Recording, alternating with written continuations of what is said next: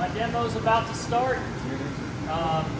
Basically, for my scholarship, I guess I'll start with how I got the scholarship in the first place, how I got into class. So every year I go to a place called Blade Show. It's the largest knife show in the world in Atlanta. And every year I go see my friend Derek. He's a blacksmith, mostly a farrier, and he does classes and teaching. He lives up in Maryland. Yeah, I think his shop is in Maryland, but his house is in Pennsylvania. He goes across the border every day to work. And one year I saw this giant poleaxe, which is a big pole, kind of medieval axe, spear, hammer combo, and I just loved it. All the blacksmithing work. He left a lot of forged surfaces and everything. It looked really cool. And so one year I said, well, hey, if I get a scholarship, would you teach me how to make one of these? And he was like, I don't know. And then I kept harassing him about it, and finally he agreed to do it. So I got him to agree to, we could forge a poleaxe in his shop. And so I got the scholarship, headed up to Pennsylvania, and we were using pole for the entire piece. So what is a poleaxe? I don't have it finished. I know it's been a while since I actually took the class, but I've been prepping for other things, doing all kinds of stuff. So that's my excuse. A poleaxe is basically a pole arm that knights would use. It's about, if you set it up against on the ground, it stands about this tall to the user, about at kind of like eye level or shoulder level. And what it is essentially is an axe head, a spike, and a hammer. And the axe head, a lot of people think that it's meant for slicing. It's really not. It's meant for creasing armor. So these aren't made very thin. They're actually, the tip is somewhat blunt. And then you have the spike, of course. That's usually decorated and everything. And then the hammer itself is meant for just blunt force. And then one thing that I wasn't able to get done during the actual class was the bottom spike. So there's the axe head and the spike and the hammer on the top, and then you have a spike or kind of like a four-pronged hammer at the very end. I'm just going to default to the spike this time. And the whole thing is held together onto the haft with languettes, which are basically just thin steel bands that go on the handle of the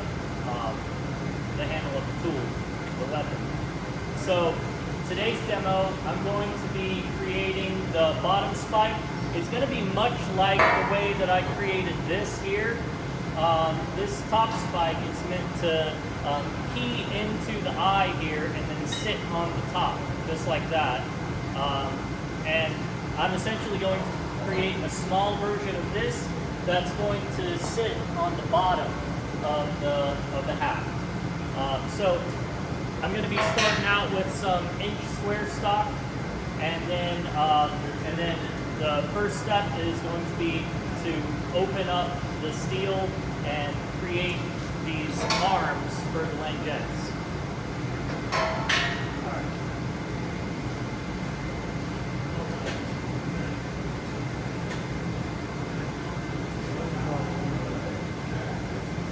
Yeah, it's really wrong.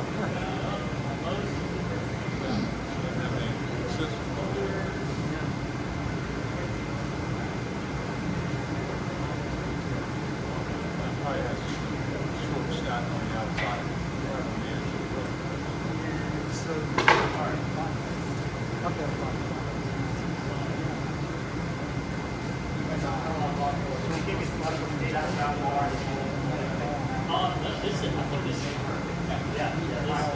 Before you get okay, yeah. So the nice thing is that the steel is so long that it'll actually butt up to the bottom. So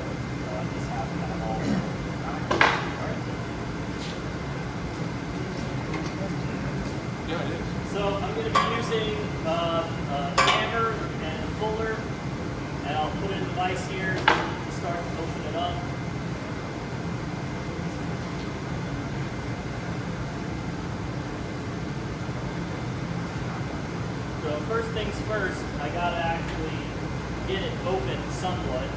So we'll just use a hardy cutter. Yeah, I don't know if we got something that will. Yeah, no, that's not gonna work. Yeah, no, that's not gonna work. All right, I have some chisels in my bag here. There's a foot stump just on the other side. Stand on its stump, Wes. Or just have someone hold it for you. I'll be fine. That's a little bit on the blunt side anyways. Somebody to hold some of that for you. Hold on. I got something for it. I got a lot of tools in here. This will work.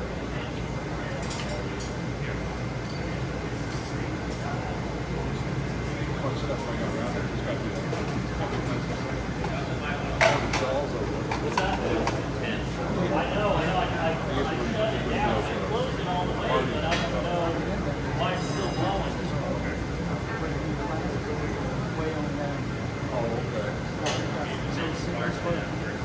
Yeah, it's gonna spark pretty soon. So. What he was doing, he needed to put it on the ground. All right. First things first. So you can see it.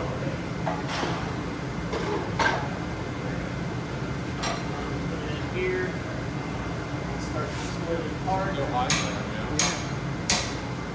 We've got it hot up This is the point where you figure out if you split it in half just right.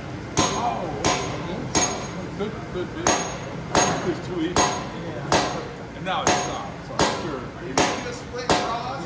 What's that? Are you making a split cross? No, yeah, no freezers cross. It's gonna be.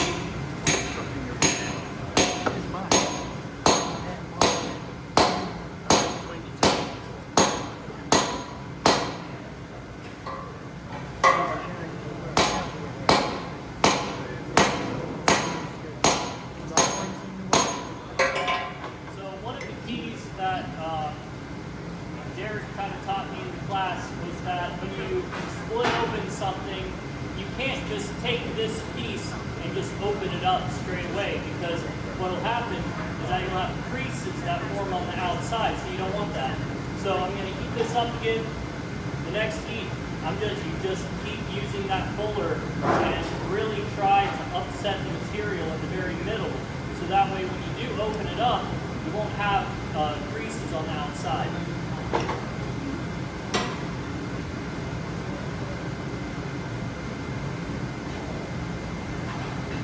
Also, where's Lucas at?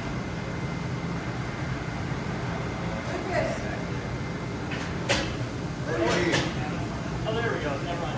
I don't know why it was. Okay, now we're good. We're good.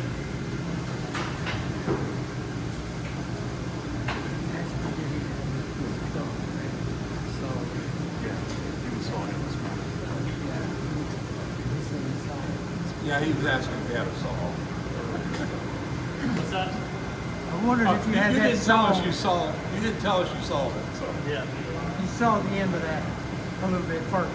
Yeah. I don't know why it didn't. Otherwise it'd be like all the way. I thought you were chiseling like a piece of that. First 2 hours on the demo was splitting the metal. Oh, yeah, really. So when you're writing it down, you're looking to sort of erase the original cut, or Yes. Yeah, you wanna have no evidence of any cut on there, because ultimately you're going to be opening it up all the way, and then you're going to be closing it, but you want to keep that square edge on the inside. So I think this will be a small enough bit for that. If not, the tail of this might be a bit big, because you have to have something square that'll fit in the middle. Like, I don't want it to be as wide as this, but it needs to kind of fit square inside here to get an inside edge. Of course, you're going to file it. There's no getting around filing it.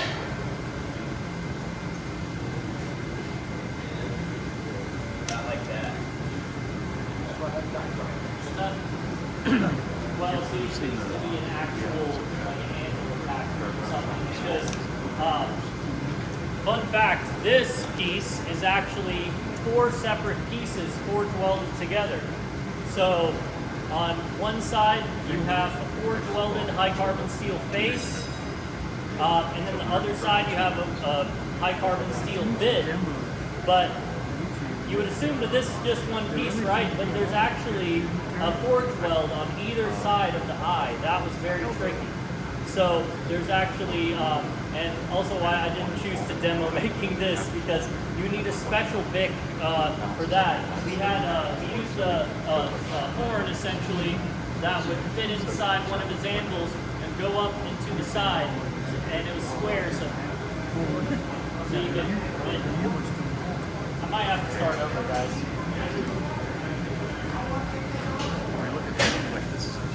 I might not need to start over, but that's looking pretty bad right there. Yeah. Wow. Let's see. Let's switch that and cut it off. That's not hard.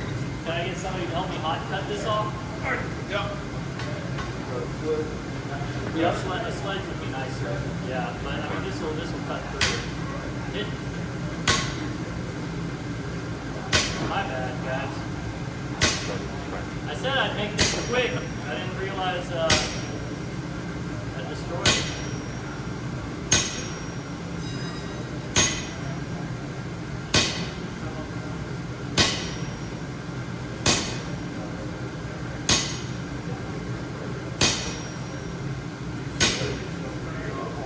I know.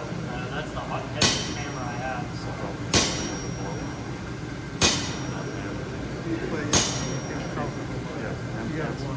Here comes the sledgehammer. Bigger tools.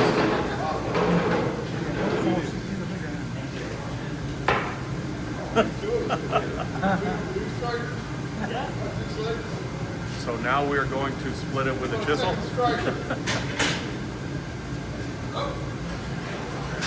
So that is a good lesson in doing blacksmithing demos. You cannot talk to anybody when doing blacksmithing demos. You don't give anybody context. Otherwise, Don't talk while your stuff's in the fire. So you have not to talk. Camera's turned on. yeah, I had a 9-pound sledge that works at Full Iron Works. The whole thing was made from H13. Oh my God. Yeah, I left it at my friend Matt's. So what are we gonna do? We are. Probably get 2 angles somehow. Yeah, if you get on the other side, I don't necessarily need this piece here. You can find without.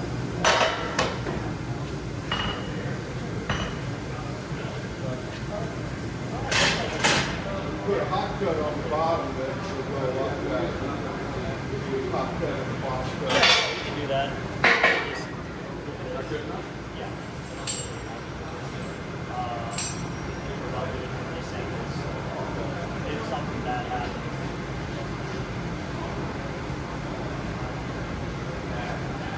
Okay. First lesson in my demo.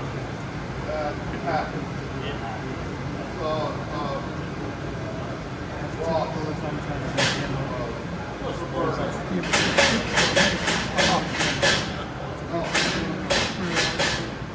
Have a brain freeze or something. Yeah. Okay. Yeah, I'll reconnect with that. All right.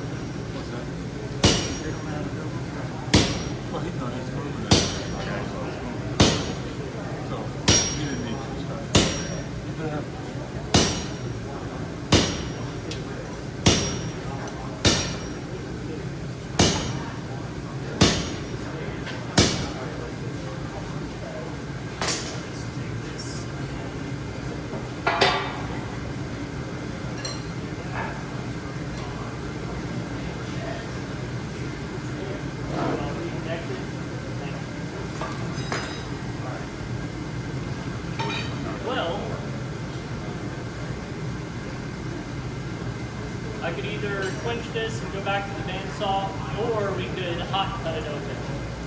So, Which is faster? bandsaw. Go bandsaw. Alright. Get this thing squared up.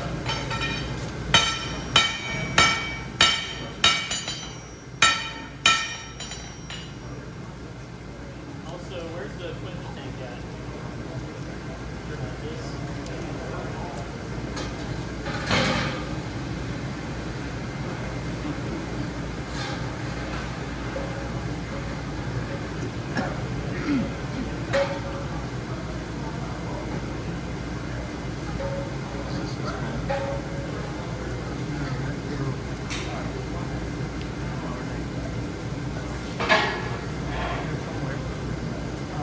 You may want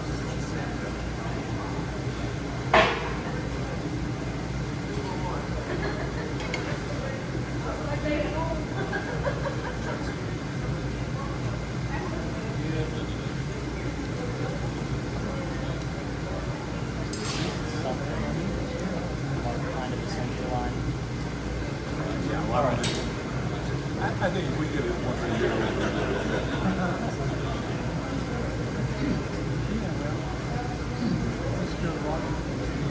Yeah.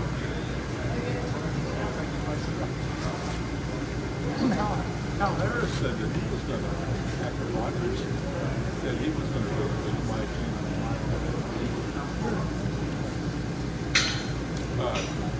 Well, he had been in Charlotte or Los Ohio or something. And he was born in Place. His family was in Place. And he moved back. So he's in Place. And that's where apparently the Forge is apparently there. House. I'd like to see what y'all got today.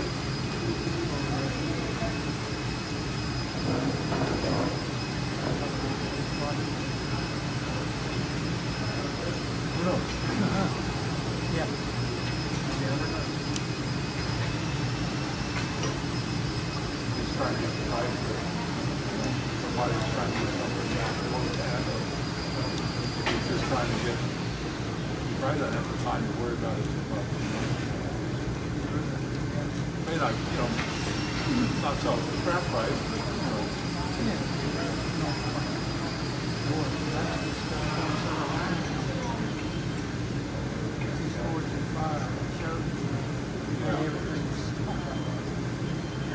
yeah.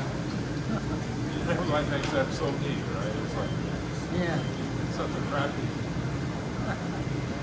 I mean, I've seen one of them, so I can't say too much. Yeah. Well, you can't learn much from watching the show. Because they don't show you much.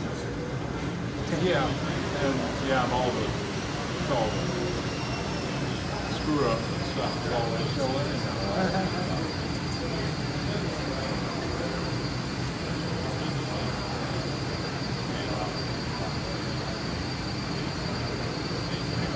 And they force people to do things like they wouldn't do and stuff like that. Yeah. Kind of, they don't show like, they show the army. Yeah. After army, you got to temper it out. Right. Well, tempering's kind of dull, but they say, so they say they did. Yeah. I, the judges take the temper. Oh, And what I'm wondering, they send them to their home. Have them on. They take a solar. What if you don't have to?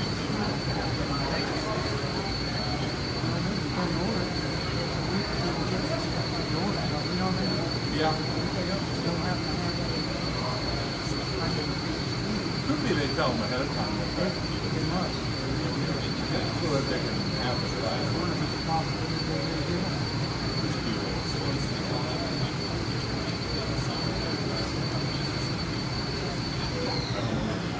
I don't care. I'm not going to watch it.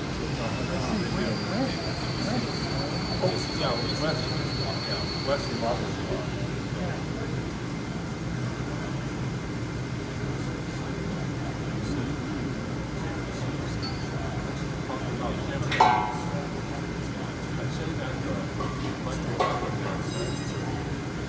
Brown box over there?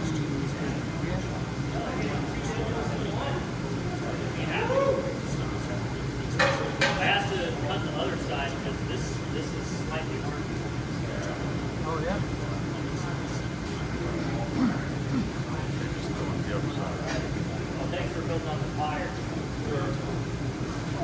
You want me to line the fire while you're talking? What's that? You want me to line the Oh, fire no, while you're talking? I'm just gonna cut it off.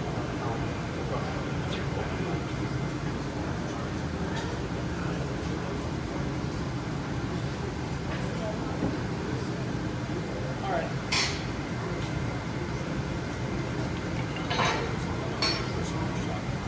Yeah, this piece is one solid piece, but Derek on his, he actually forge welded a high carbon bit and then made this part out of mild steel. So, all right. Now wait for it to heat back up. Camera on one side of that.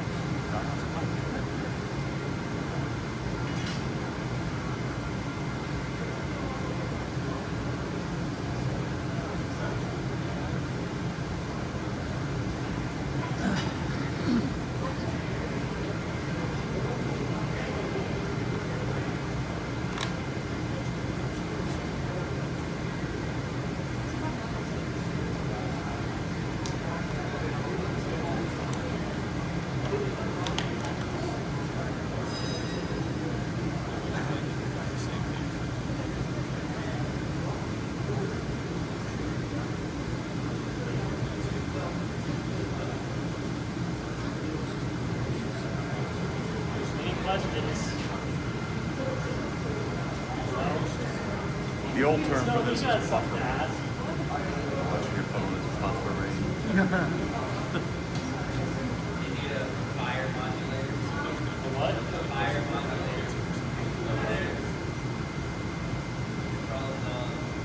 Watch your metal. I think I'll be fine. Yeah, don't get him distracted.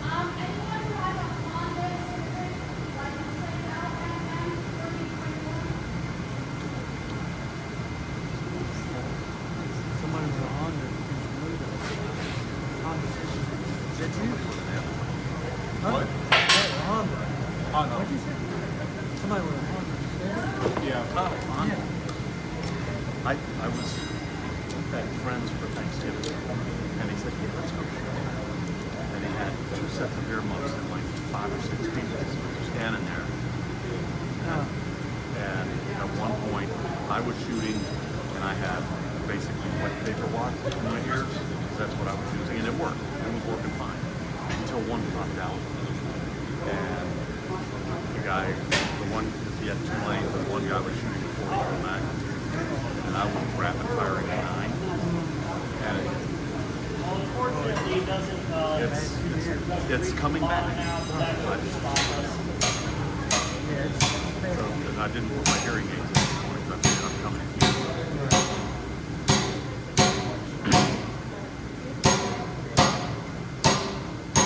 All right, so I have it open. I'll switch over to the fuller tool.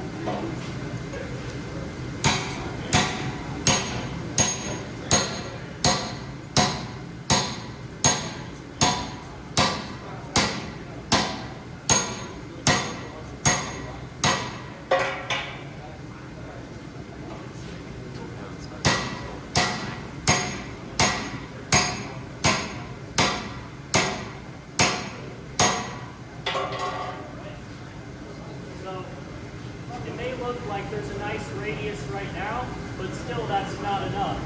I noticed that there's still kind of a very thin spot, a weak point right there. So this area at the very bottom still needs to be formed a little bit. So see how it's still a bit thin right there? I need to sink that fuller in and also a little bit to that side to get it even. This time, hopefully not hurting. vessel sitting here. When it was full, it was sitting that way. Yeah. Well, Just because it likes us. and plus it's crooked in the light. Yeah.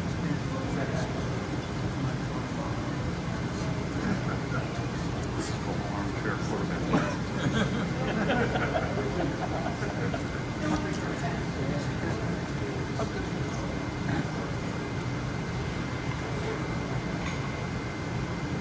We can make a cooking tool for anything.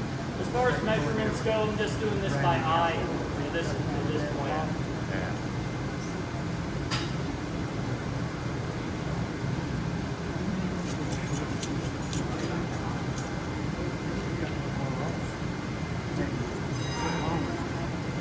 Yeah, with the initial piece, it was nice because it sat right on the floor. Well, yeah. That gave it a good grip. Good thing to put it on.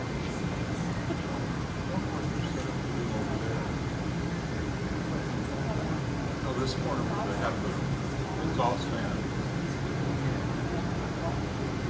I mean, that's an hard exhaust fan. That's like for both Well, it's got a kill. There's no force there, Ford. Yeah, no, that I can see. no. I don't know what.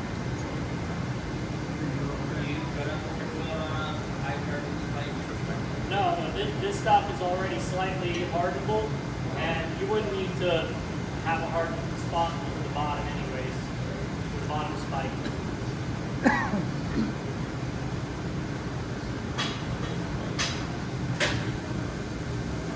Right.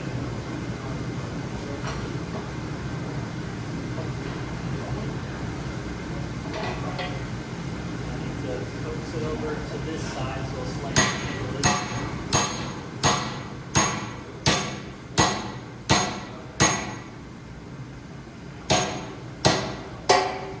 Working anything from both sides.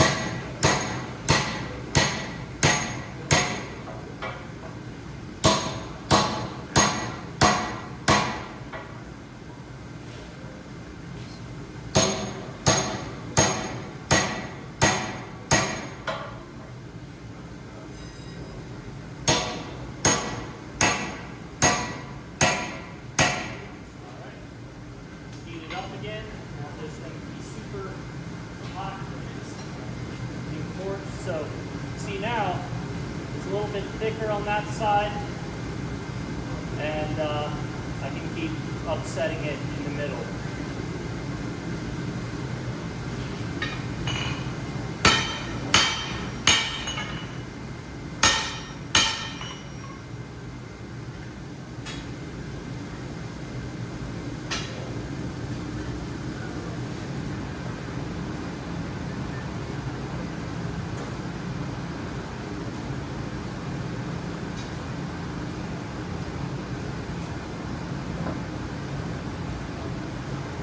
I was doing blacksmithing at the Ren Fair this year, the North Carolina Ren Fair. It was interesting. Yeah. Basically, people will pay for me to hold a railroad spike and for them to forge it out. It's an interesting business model. It becomes a lot less interesting when the customer can't swing and then I have to forge out the railroad spike all by hand, by myself. But the nice thing is you get some people hopped up on some mead, to get the beer muscles going, and they'll make short work of that railroad spike, sometimes almost too much. They'll pancake it. Making more of a spatula than a knife. Hey there. Hey. Okay, so what we're thinking about is I'm gonna run out to Papa John's and grab a pizza. We're gonna place it in the order. We're gonna say where you're at. We'll say it's $5 a head for our pizza.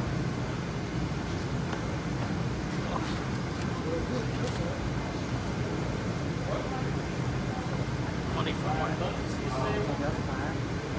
I have the 5 and I have some more.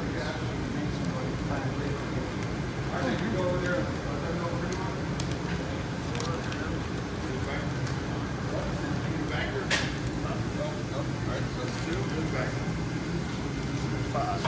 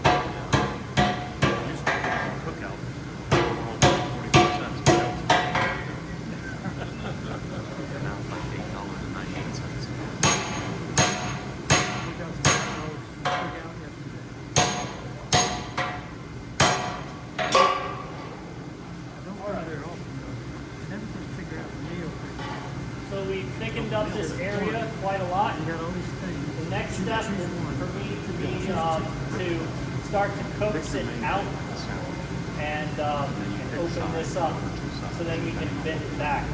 Pick the center, pick sides, pick a drink. So it could be like say you get their pick the lunch burger, a single burger, quarter pound burger, 3 cooked weight, and you put whatever you want, lettuce, tomato, pickles, onions, all that stuff.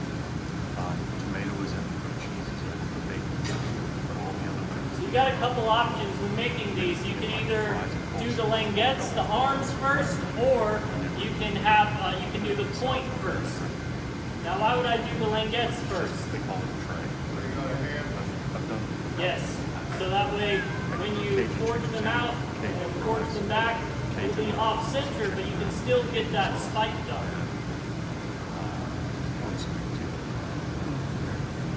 We always do. Cajun project is your powder. Like I said, I couldn't figure out.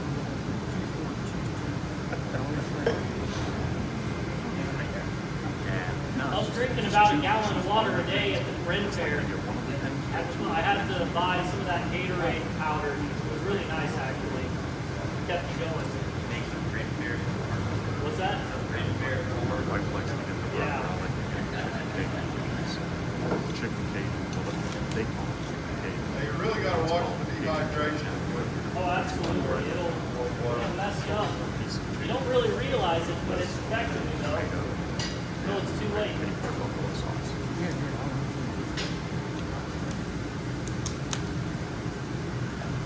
I recently learned that the middle of my tongue, I'm guessing, COVID, killed me. I still taste it. I don't feel it. I can eat creepers. If I put it right on the tongue, I don't feel it. So now that I'm opening it up, It was like the last thing I want to do crazy. is start hammering on the very outside of the arm. The reason being, if I start to hammer on the very outside, it's just going to create a really bad crease. So what I'm going to do is force it outside that way.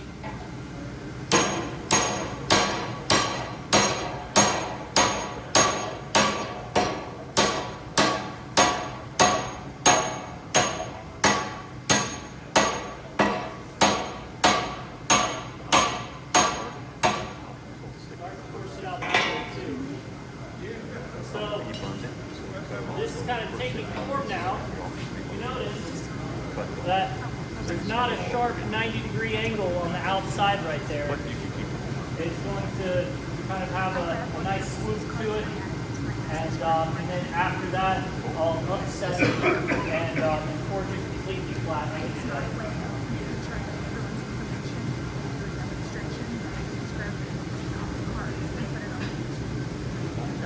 That's sweet.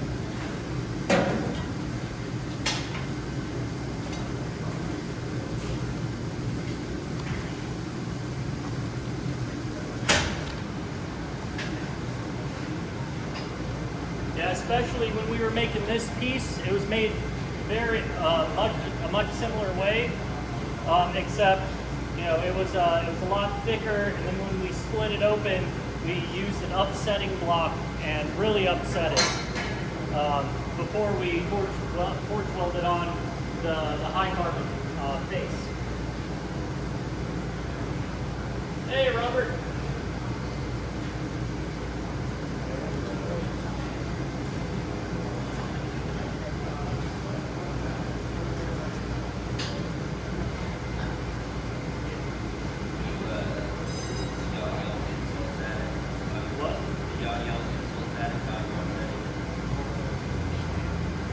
Now, actually, that kind of makes me think when I was working at the Ren Fair, I was yelling insults at people saying they couldn't hit it. The thing is, they thought that I was just joking.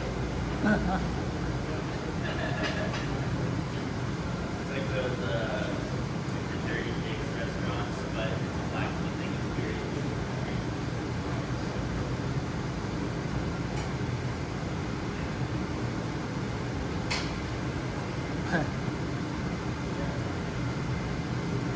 Wes, we saw a blacksmith at Dollywood one time. You gotta speak up.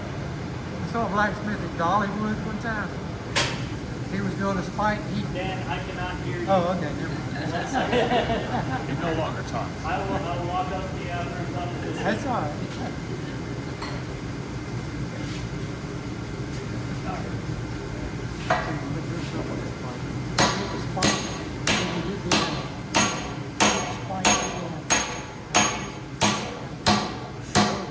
Even when it's this open, you would think, oh yeah, I can just bend it out like this. No, you really can't afford to do that. You still have to work that inside of the curve.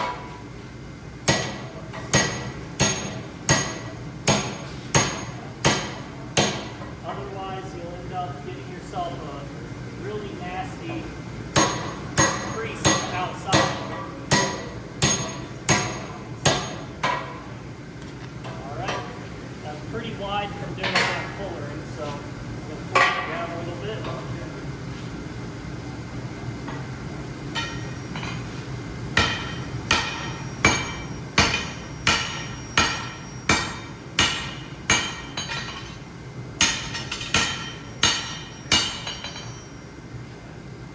Good. Alright, so maybe another heat on that.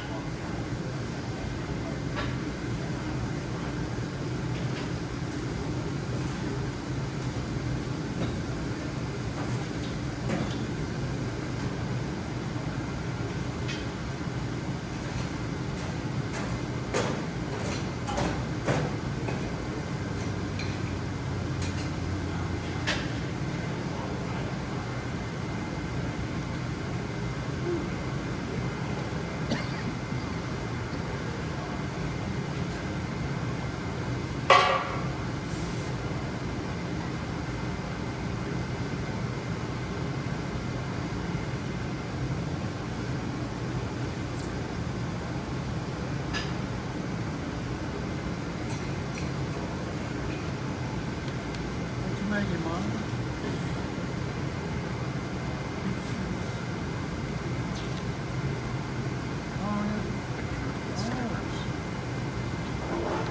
Kind of like paint my numbers.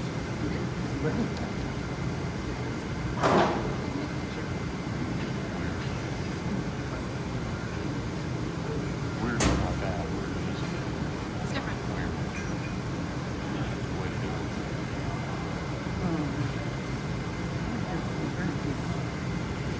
Yeah, I really need a heavier straight heat hammer because I have a lineman's hammer, which is kind of that, but I don't like how it's balanced. What's that? Oh no, I was just talking about in general. No, this puller is doing a great job. I'm upsetting everybody. Monica, I used to paint my numbers. Instead of sticking with the line,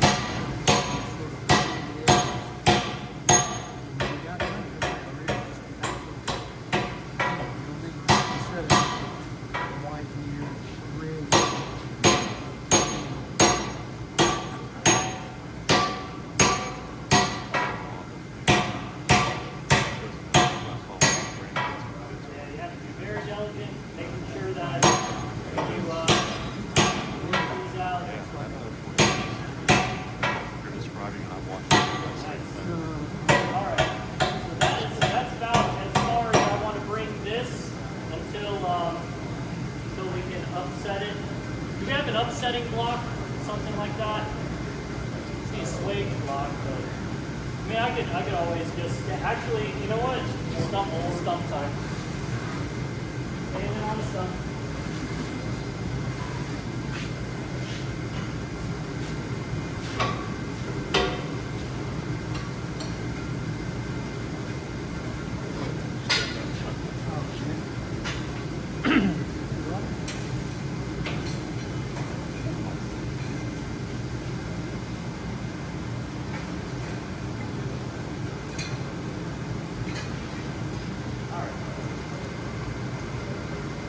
Staying on the stump. Be a better demonstration. It would be, yeah, it would be better than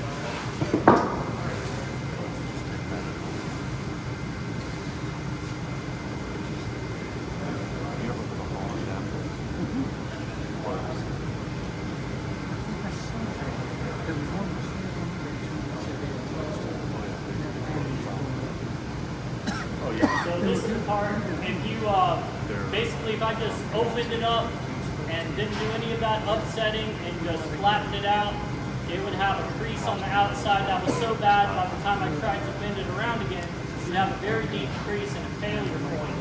So in effect, what we've done is make it thick enough there. The other way that you could do this is by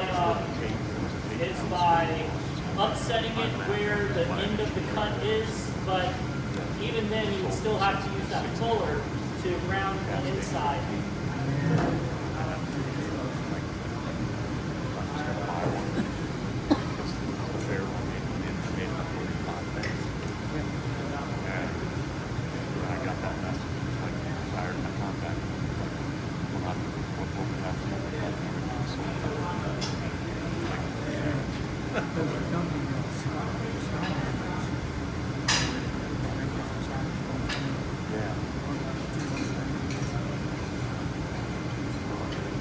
Wes, what brought you into blacksmithing? What? What got you started with blacksmithing? My dad buying too much random crap in an auction. Really? Yes. That's awesome. Yeah, basically he went on like auctions.com and all that stuff, and yeah, he would just buy the most random garbage, and then one day he came over to the house with a riveter's forge, and that's history. That's amazing. Wes, accidental blacksmith. Yeah, well, and then my dad met Robert when he was selling tomatoes at the Durham Farmers Market. Technically not the Durham Farmers Market. You know, it was, yeah, it was the Durham Black Market. Because it was, basically, he managed to get this guy, Isaac Murray. He owned an old company called Durham Brazing and Welding. And he was like, I think he was like 90-something years old. And my dad bribed him with tomatoes and a Coca-Cola for him to sell, like just on the outskirts of the Durham Farmers Market. Man, people were angry at him. There were some people coming up and calling him a scab. It was kind of funny. No, but it was all funny. That's hilarious. Yeah, I know. But yeah, I think that's where Robert bought some tomatoes, some black market tomatoes from my dad. That's how I found him. Yeah. You know, if you don't got enough footprint at the farmer's market, What's that? yeah, totally legal action though. Yeah, just on the outside, right. He wasn't doing anything wrong. They even called the cops on him. Really? Yeah, oh yeah, and then once the officer saw what was happening, and you know, he was obviously furious that they would even call the cops on my dad, because it was just Why? why? Yeah, like you're really wasting my time, you know, that kind of thing. So, yeah, that's how I found it. Oh yeah, let me get you to a spot. No, you're covered. Okay, all right. No, I'm personally loaning her $20, Oh, so she can do iron in that. Oh yeah, I got it. I hate working with stuff in my pockets. I hate it. The triangle group is covering your one. Okay, that's nice.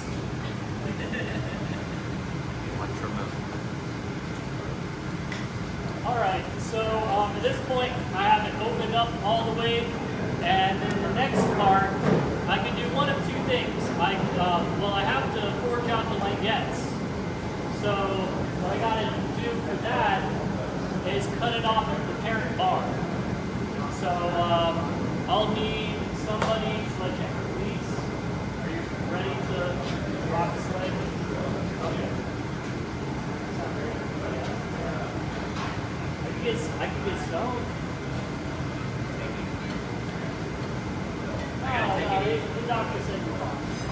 No, I'm joking.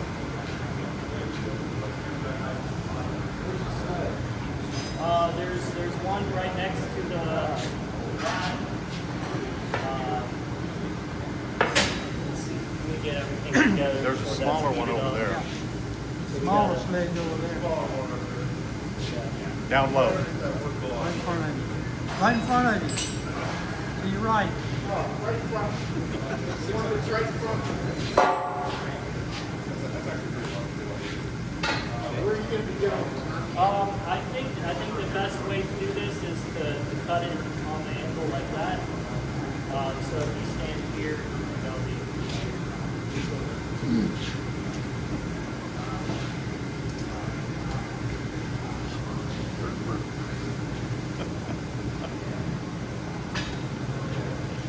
You don't want the spike on this thing to be too long. I would say at most. I would say I want the spike to be at most 2 inches long, just about. So I'll cut the end off at about that.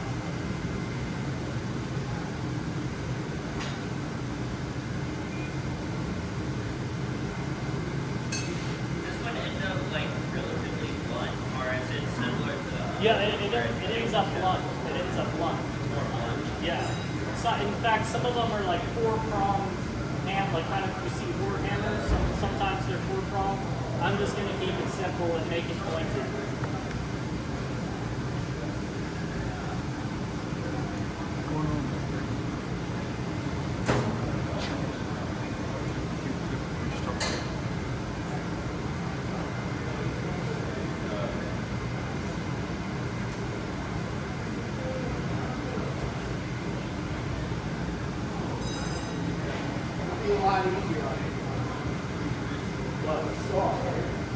Well, yeah, but if I pull it down, I wasn't able to cut it with the saw.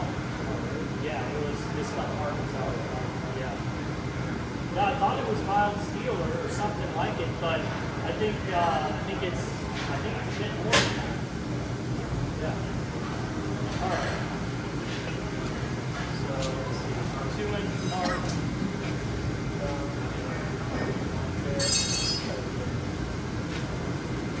Hit. Yep. Yep.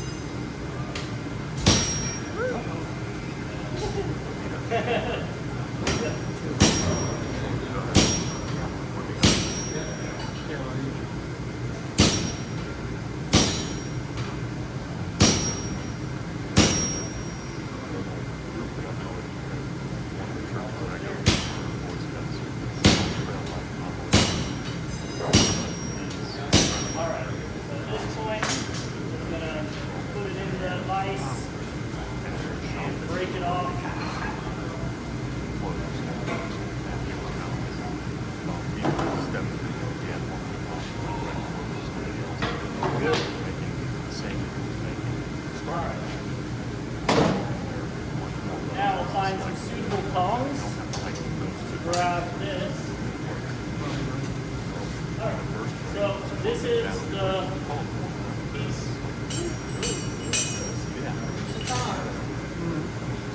I did use a tong. Like 10 by 10. Alright, so at this point I have the piece here. It's opened up, and now what I need to do is forge out these 2 arms, which are going to become the lingettes. And then once the lingettes are forged back that way, I'll grab one of the lingettes and then forge out the point for the very end. Or I know what we're gonna do. We're gonna do that kind of hammer. Yeah, the 4 side. Yeah, that's what we're doing.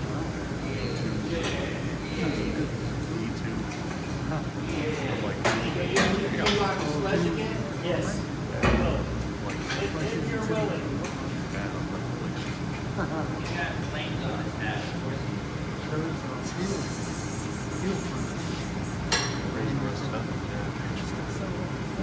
Like a Chinese dragon. I think I'll get that tattooed on the side. You can get it on like the back of your head, so it looks like a flame mullet continued off of your hat.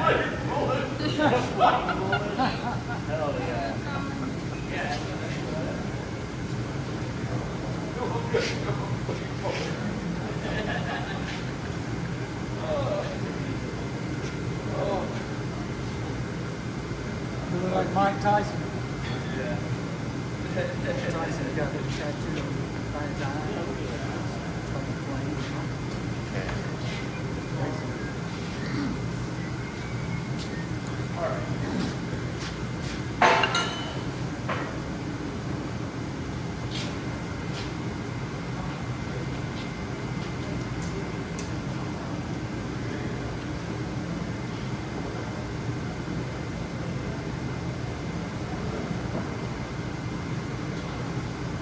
So basically, we're gonna forge the face flat. Yeah, and then I'll put crisscross it, get it deep, and then put in the hardy, and then flip it around, open it up with the hardy. I think that would be the easiest way to do it.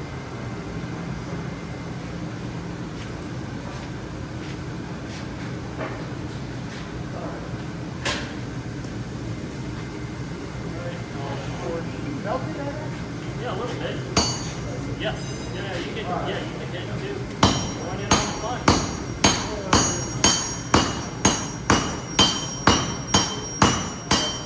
All right. Now, let's see. I don't like how those edges go right there.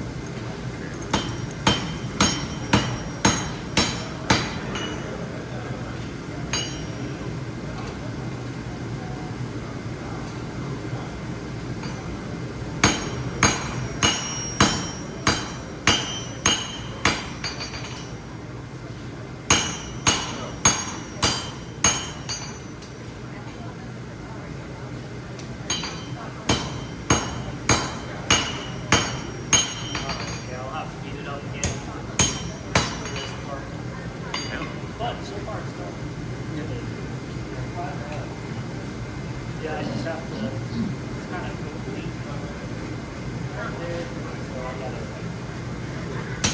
set up.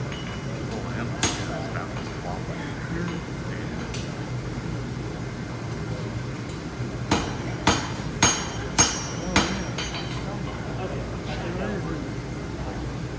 There you go.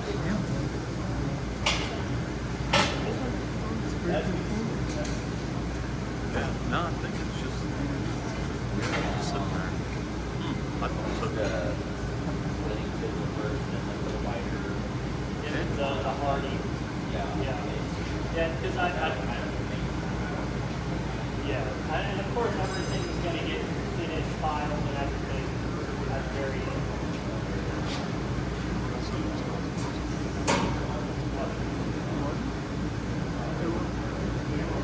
Somebody else was supposed to be here. Never cleaned it yet. So Wes,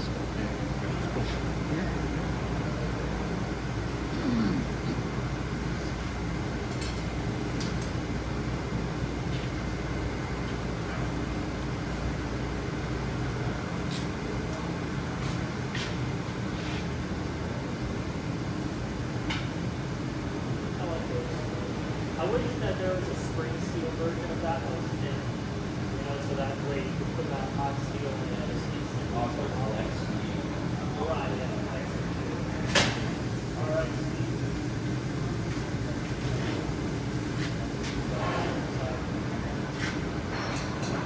Sure it's heated evenly.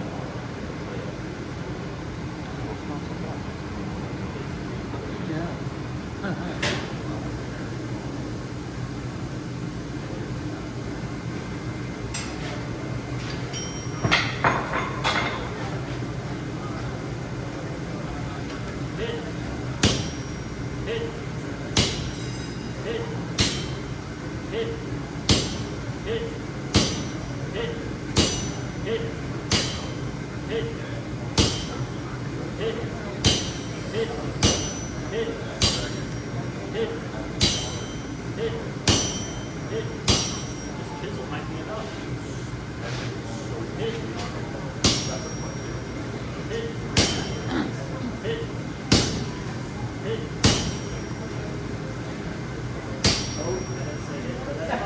Hit. Hit. Hit. Hit. Hit. Hit. Hit. Hit. Hit. Hit. Hit. Hit. Hit. Tiger. Hit. Hit. Hit. Hit. Hit. Hit. Hit. Hit. I'm happy with that. Nice. Actually, I think that's spread out enough that I'm happy with that. So that is the kind of hammer tip point up there. Like there. So, yeah, so a lot of times it's like a hammer. So next step, I'm going to forge out the languettes, and I don't think that the power hammer is in commission. It's kind of out of commission. So I thought that they had a tire hammer. No, it's a giant. Oh, okay. I mean, using a power hammer isn't super interesting anyway, so I can just go over there and forge these out. I'll ask Lucas. That can happen again. Lucas is right over there. Yeah.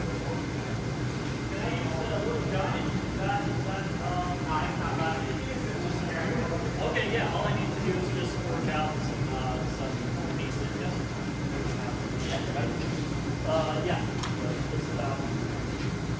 At least you heat up this.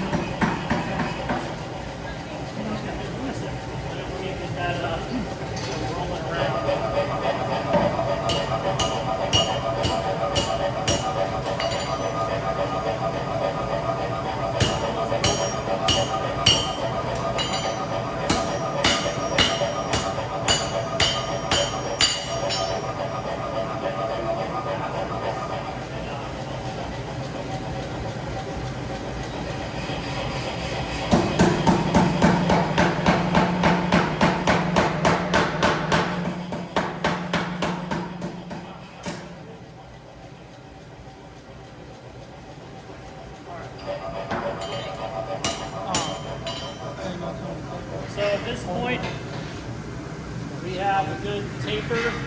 The base of these arms are still very thick, but I tapered them out in. And so now the next step is to heat it up towards the core and start to bend those langettes out again. And so that way it's going to kind of fit up like that. Well, it's going to be slightly smaller because this is meant to go around the actual axe head, but this is just going to go around the shaft of the weapon. So. All right.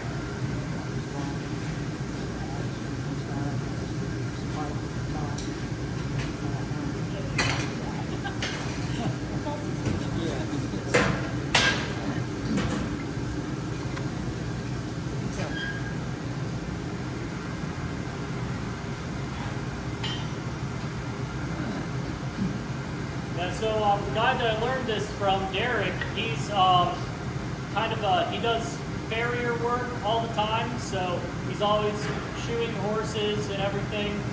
And I'm convinced that farriers are kind of magical because they make really good blacksmiths. They just understand how steel moves. There's some stuff that he was doing, and I was like, how are you getting that to move, the steel to move like that? He was doing this technique, which I'm about to try again now, where you have to hold the tongs, and then you just kind of hold the entire piece off the anvil, and then you just kind of awkwardly hit it with the bottom of the face of the hammer. It's so difficult to do. I still haven't mastered it, but essentially what this will do is it'll bring those pieces of steel back. You can't just take it from the very end and just bend it square. What you still need to do is work towards the thickest parts of the steel to get it to bend the way you want, because it's going to have to be a tight bend.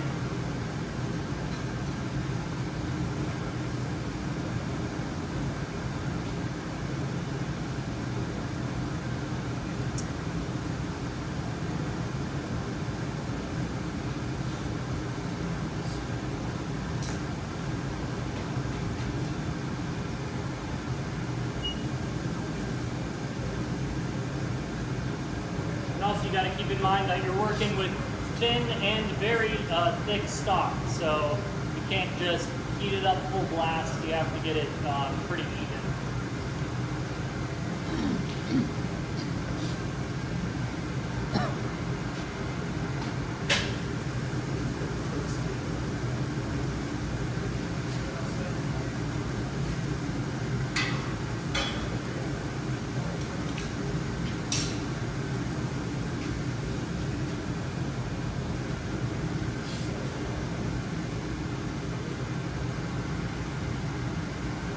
So for this, I'll use a rounding hammer.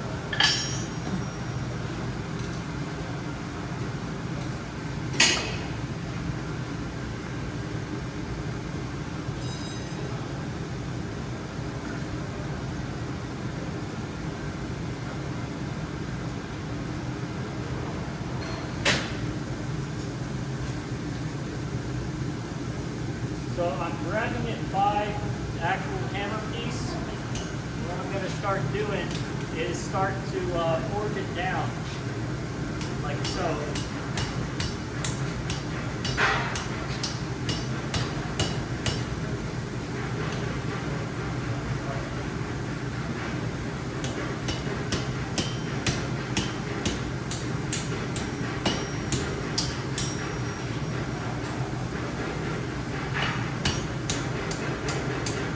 And once you have it about here, you're going to want to start to do is just forge the thickest parts pretty evenly.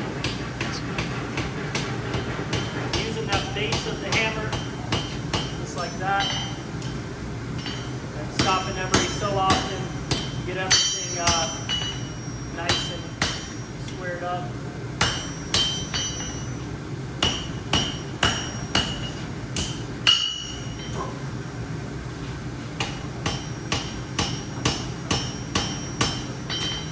Up again.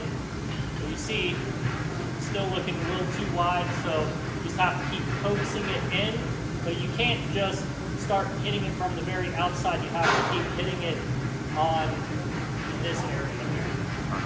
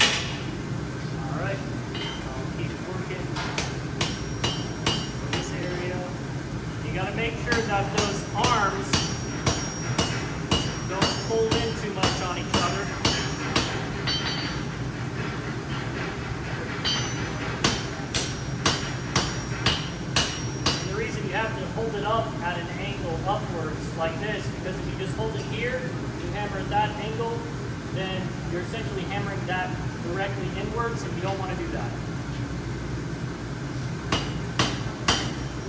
And also, this is the reason why you just need to have insane grip strength, because you have to, essentially, you're hammering it away from yourself while you're bending. All right.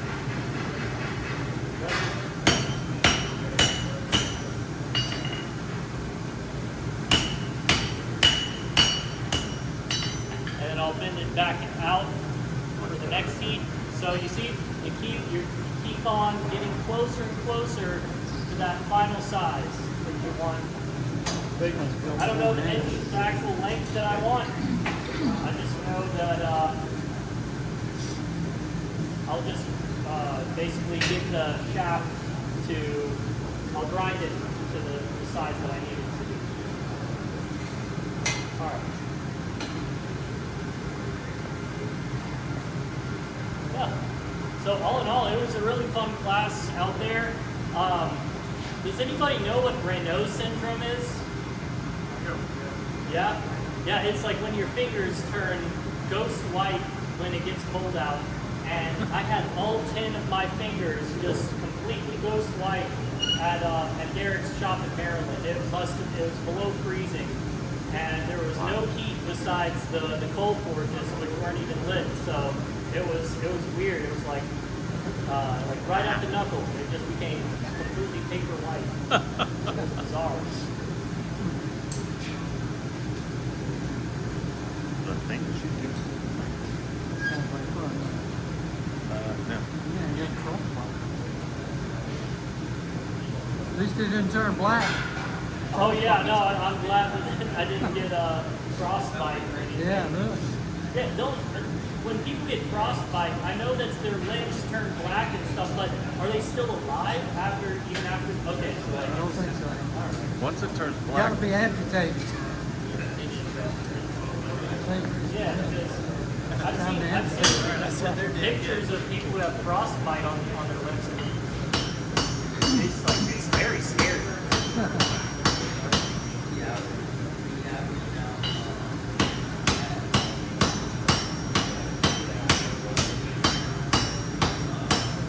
So all this hard work of upsetting that metal looks like it's going to pay off.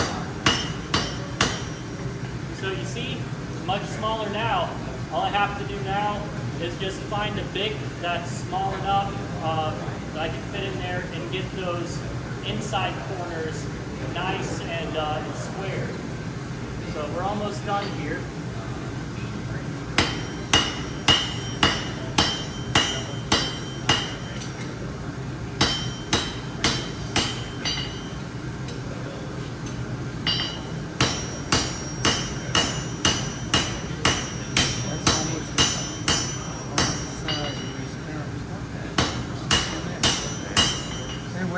Yep. That's almost the size of your parent stock you started with. It is. Stick it in there, man. That's right.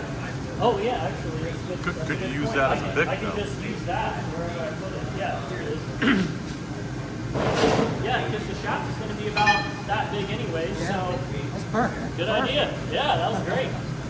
Yeah. So actually, how am I going to do this? yeah. Let's see. That'd be cool if I could use it as like a hammer to actually just hammer it in there, but Yeah. kind of can. I don't know. It's a bit unwieldy to use though.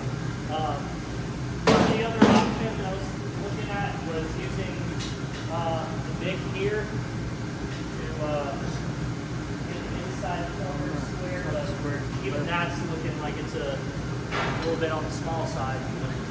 Come on. Piece I have over here, you plant it in the vise. There's a couple of those there down on the ground.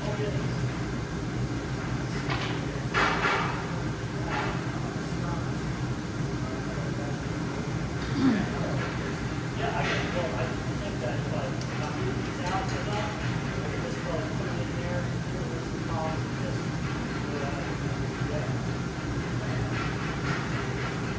Somebody can hold the bar for you. Yeah. I'll see if I can set up a way for you to hold bars. You know, in a relatively safe manner, safe as blacksmith as you can.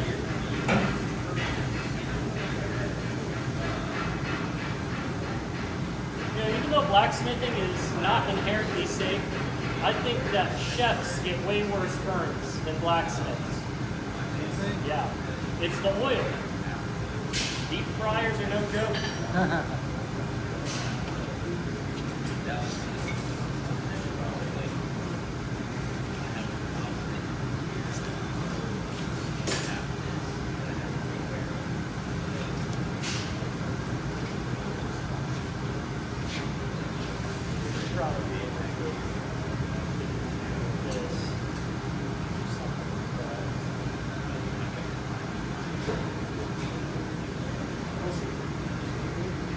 I'm not crazy other now. There.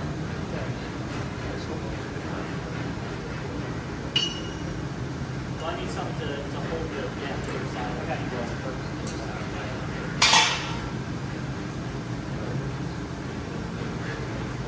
That's it. Steve, if I can get you to feel the sledge board again.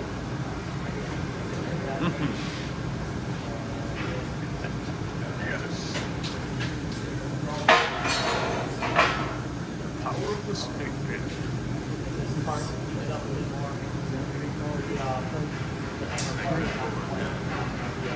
So I'm thinking that if I hold it like that on the side of the piece,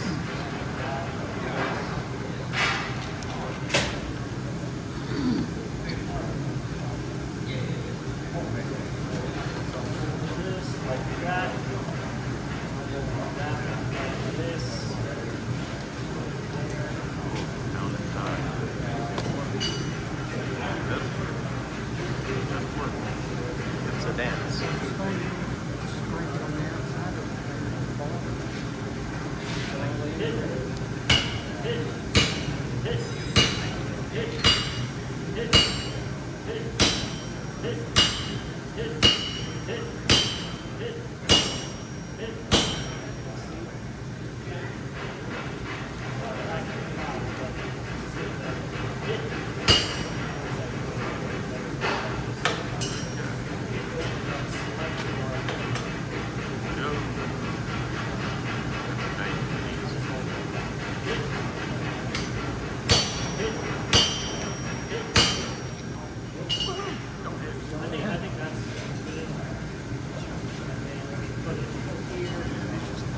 Doing that is just work. It's going to upset the jaw and the teeth of the hammer.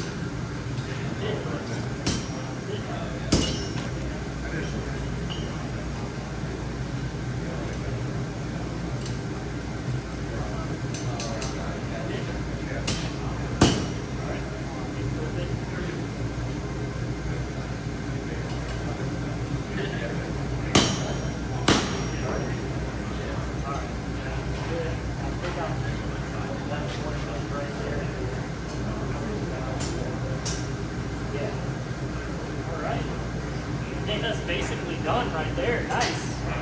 Okay.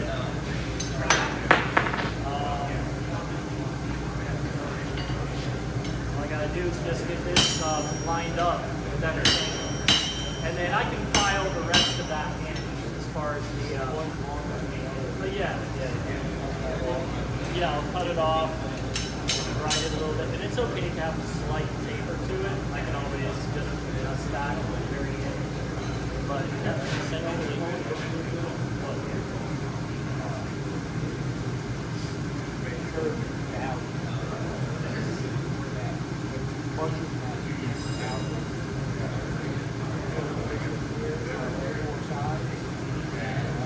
I don't know, is it too late to do that though? Because how do I get it in there? No, I'm talking about from the side. Oh, you mean like a fuller? Okay, yeah, if we get a guillotine. I think that would be really I think you have to get it. If we can get a guillotine tool on this, that's good. I don't know if you guys need it. Oh, wait. I can use my power hammer. I can just do, yeah.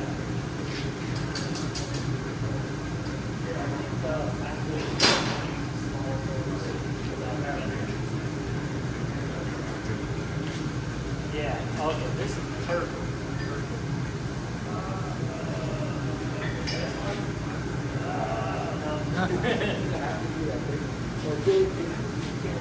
Yeah, I can't really put it in there.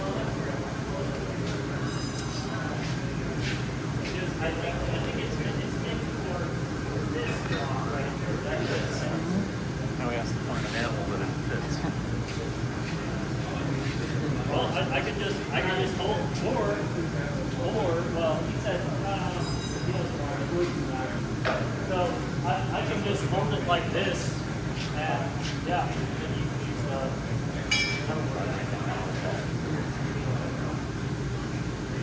right. Put this back in.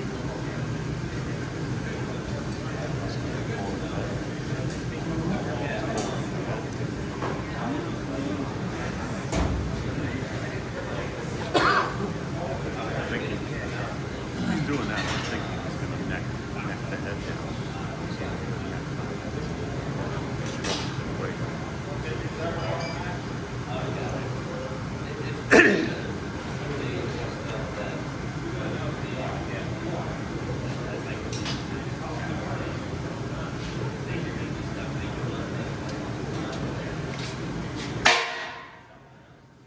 Thank you. Lunchtime. That was so pleasant to the ears, Steve. Thank you so much for that.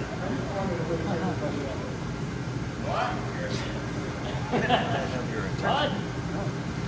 You said something? Yeah, I think that'll work. It might shock the hell out of my hand, so. Yeah, you need a glove or something.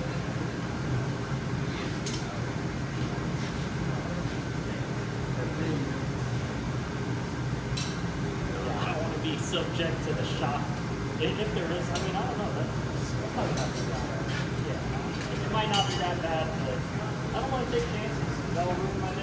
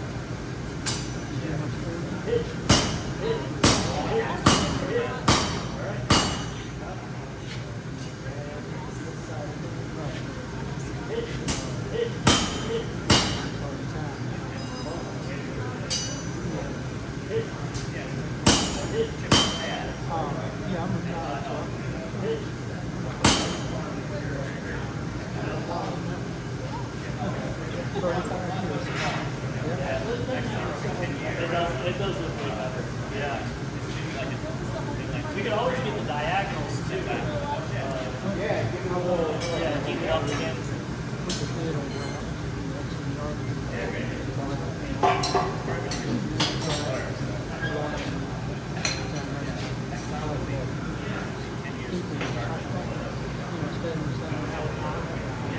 Yeah, octagons and octagon action. And now just straighten it.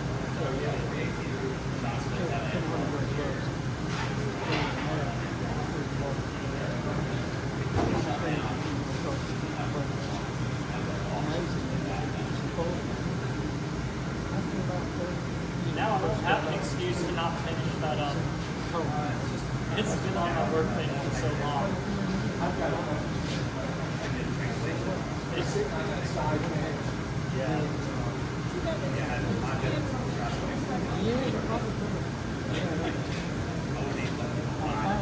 Fingerless gloves. But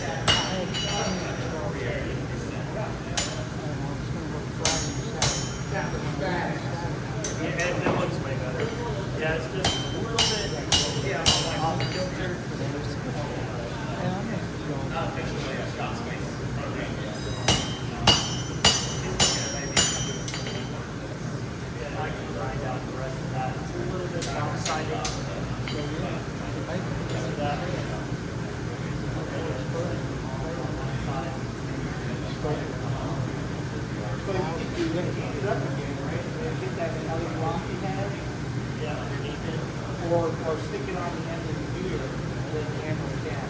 Yeah, actually.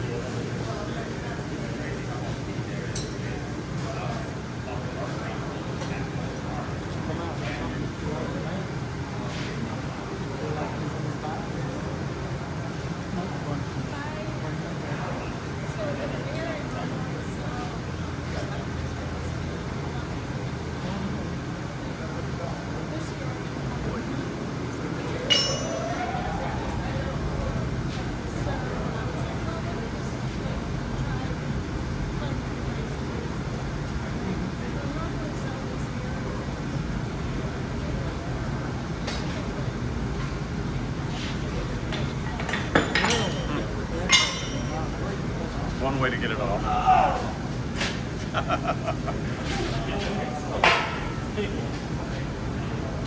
It sucks, you know. Yeah.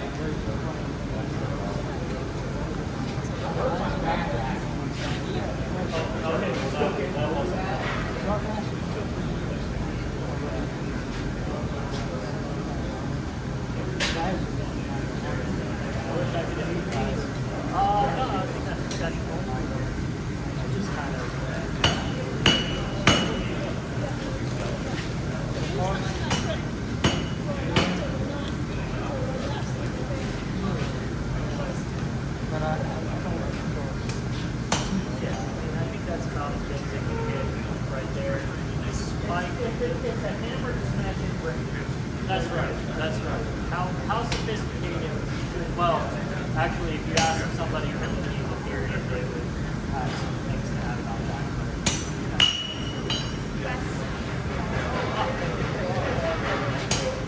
All right.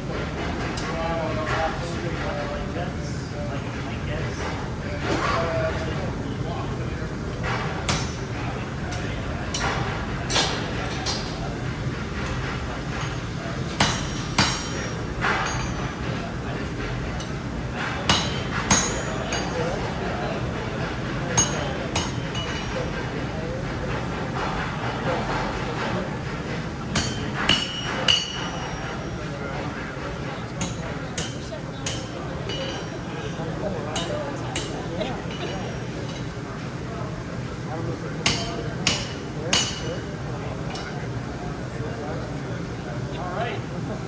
is the finished hammer piece. So I'll just I'll go ahead and cool it down since my jets are all ready.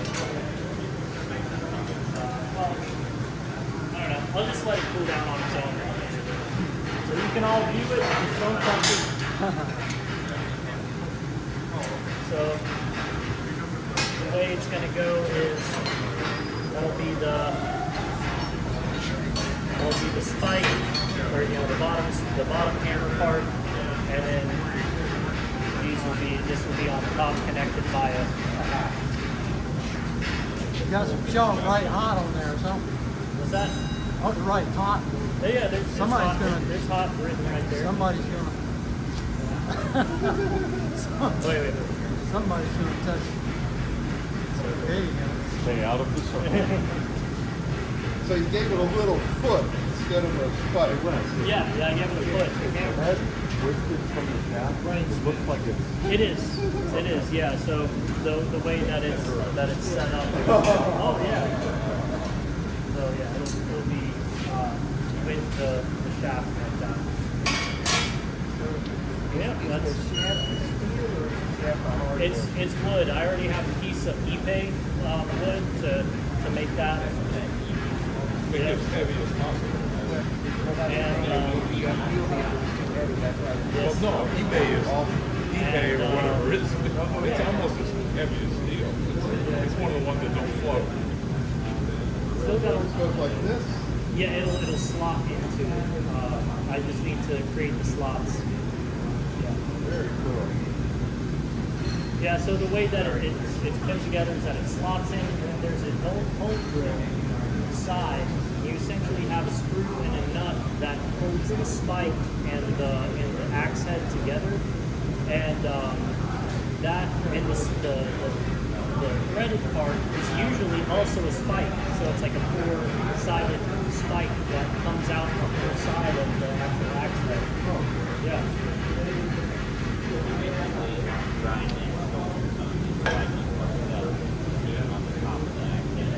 No, you grind it through the side of the that will come in down. Yeah, but then is there a shoulder at the top of the spike? So that way it like 15. Yeah. I use the carbide burr. I hollowed out the bottom of that so that there's kind of high center. I'll probably still have to do a bunch of fit up and all kinds of stuff. It's awesome when you're done. Yeah, I know. It's just a lot of finicky details. Yeah. I gotta get done. Right? Yeah. No cake.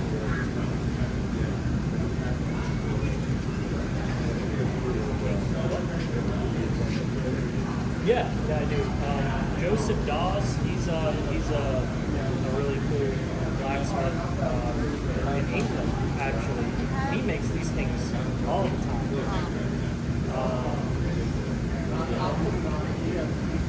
So Joseph Dawes makes these. So that's an example of one of them. So you see, that's the spike that's threaded. It's always four sides, and then you use a wrench to thread it on there. Holes go through, and you have lingettes. Now this one is actually socketed into the wooden handle. That's another way to do it. But I wanted to go for the other way, which and then that's almost the entire length of it. You see, you got lingettes that go down the entire length of the handle, almost. It goes about halfway down the half, and they're actually recessed. So you got to start out with the square half, and then you cut grooves down the entire thing. And so that way the lingettes are flush with the handle itself. Well, these go on the outside. Yeah, these go on the outside. His will have to be flush. I've still got a slot right there. Right there. Flush as well. Yeah, I can't get it to be a lot of work to get this thing done. It's gonna probably be like I don't work that fast in my shop.